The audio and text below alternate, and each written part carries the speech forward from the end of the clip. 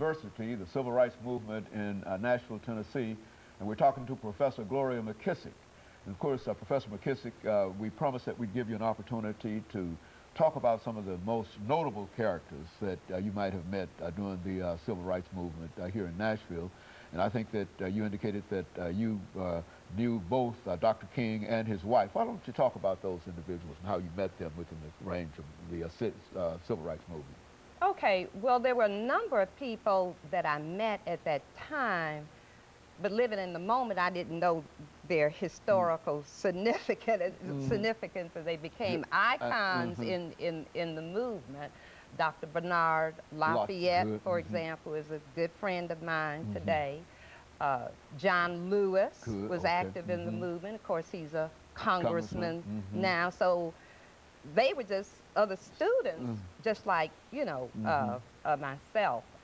The movement brought a lot of important people to Nashville.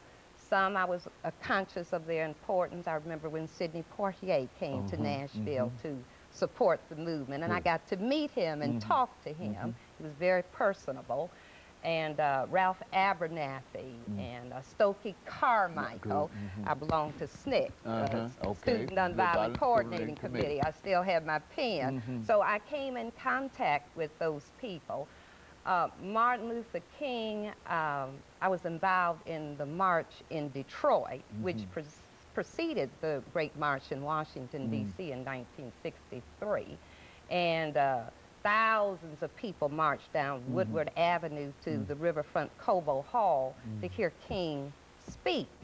And you couldn't get inside of the place, and we were on the lawn trying to hear him. And I remember so distinctly Dr. King saying, "I have a dream, I have a dream." I couldn't make out much more, but I heard, "I have a dream." And of course, later in my studies and time, I realized that he gave that speech prior to his Washington speech. And when he was in Washington, he was giving this speech, and someone kept prompting him in the background, "Tell him about the dream, tell him about the dream," because he hadn't even planned to say that. So his real "I have a dream" speech was actually said in Detroit, Michigan, and I wonder what would be the significance of the speech and so forth if he had never said it in Washington, D.C. But I remember that very clearly.